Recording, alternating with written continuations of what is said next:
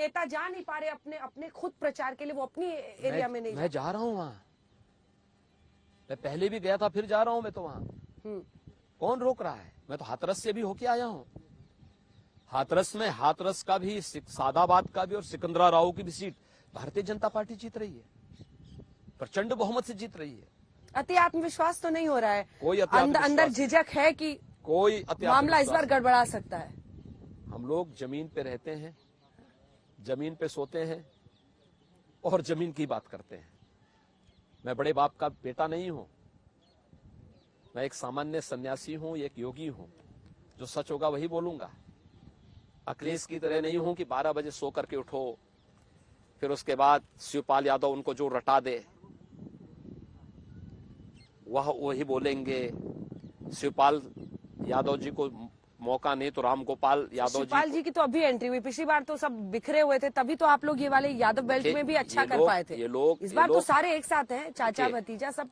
चाचा भतीजा सत्ता के लूट में बराबर के भागीदार थे, लूट में बराबर के भागीदार हैं। पब्लिक को दिखाने के लिए, सहानुभूति प्राप्त करने के लिए लोग अलग अलग दिखाते थे। एक साथ खा रहे हैं, एक साथ रह रहे हैं, एक साथ सब कुछ कर रहे हैं, फिर भी अलग कैसे? लेकिन उस बेचारी के तो आप लोगों ने वक्तव्य दे दे करके शिवपाल के बेचारे को दुर्गति कर दी है। उसकी तो उसकी स्थिति तो न घर की है न घाट की है। कहां प्रदेश का नेता था, नेताजी के सारे कारोबार को संभालता था, पार्टी चलाता था। आज उस बेचारा को जो है एक सीट तक सीमित करके रख दिया है। वहां भी दुर्गति है। भारतीय जनता पार्टी का भी प्रत्याशी विनय साके वहां जीत रहा है, शिवपाल बेचारा मारा मारा फिर रहा है।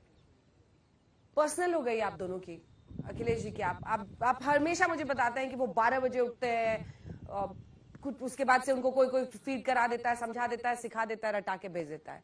वो भी, अब मुझे नहीं पता ये पार्लियामेंट्री लैंग्वेज है या नहीं, लेकिन वो भी बाबा, चिलमजीवी जैसे शब्द आपके लिए इस्तेमाल कर। मैं बाबा हूं तो बाबा ही लोग मुझे बोलेंगे। चिलमजीवी भी बोलते हैं। और ठीक बात है, वो तो संत समाज के प्रति किन शब्दों का प्रयोग करता है तो हर व्यक्ति जानता है। अखिलेश जी जब प्रदेश के मुख्यमंत्री थे, उन्होंने संतों पे लाठीचार्ज करवाया था काशी में, बड़ी बेरहमी के साथ करवाया था। उसने तो कैसे, तो उनके पिताजी ने अयोध्या में राम भक्तों पे गोली चलाई थी, इसमें तो महारत हासिल है उनको। लेकिन ये सच है कि उनको जमीनी हकीकत की कोई जानकारी नहीं है। इसीलिए तो आप देखते होंगे जब वो मीडिया के साथ बातचीत करने के लिए आते हैं तो कभी कहते हैं कि मैं तलवार से गला काट देता हूं, कभी कह दे रहे हैं, कभी किसी को कुछ और बोल देते हैं। उनसे इससे ज्यादा उम्मीद कैसे कर सकते हैं? जमीनी हकीकत की जानकारी होती तो कुछ अच्छी बात करते, विकास की बात करते। विकास की कोई चर्चा नहीं करते।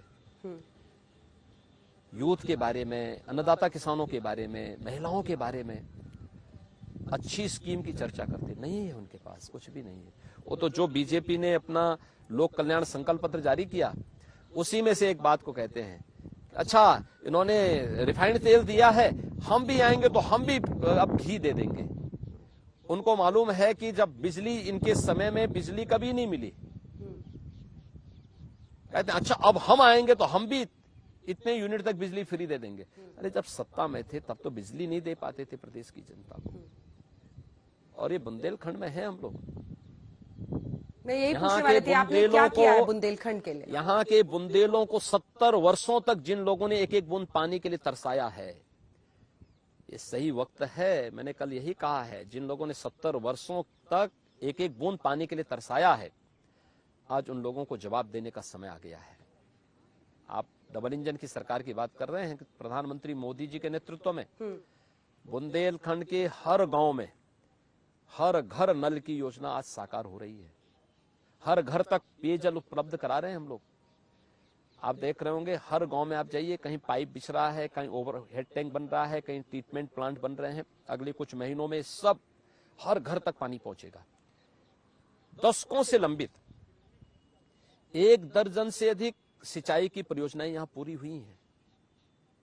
अर्जुन सहायक हो, लहचोरा का हो, या अन्य जितनी भी ऐसी परियोजनाएं थी, वे सभी परियोजनाएं आज पूरी हो रही हैं, पूरी हो चुकी हैं। और यहां पर हर खेत को पानी मिल रहा है। बुंदेलखंड एक्सप्रेसवे का सपना इनका साकार हो रहा है। इन्होंने बुंदेलखंड को माफिया, खनन माफिया, भू माफिया, वन माफिया के हवाले कर दिया था। हमारी सरकार के समय माफिया की कमर तोड़ दी गई है और आज यहां पर हर गरीब को आवास की सुविधा मिल रही है। आप अनुमान करिए, मैं कल ललितपुर में था। समाजवादी पार्टी की सरकार में पूरे प्रदेश में 5 वर्ष में 18,000 गरीबों को एक एक आवास उपलब्ध नहीं हो पाया था, सैंक्शन किए थे फाइल में। मैं कल ललितपुर में था। अकेले ललितपुर में 49,000 से अधिक गरीबों को एक एक आवास मिला है। 49,000 से अधिक गरीबों को एक एक आवास मिला है। मैं कल महोबा और हमीरपुर में था। महोबा और हमीरपुर में 30,000 गरीबों को एक एक आवास उपलब्ध हुआ है।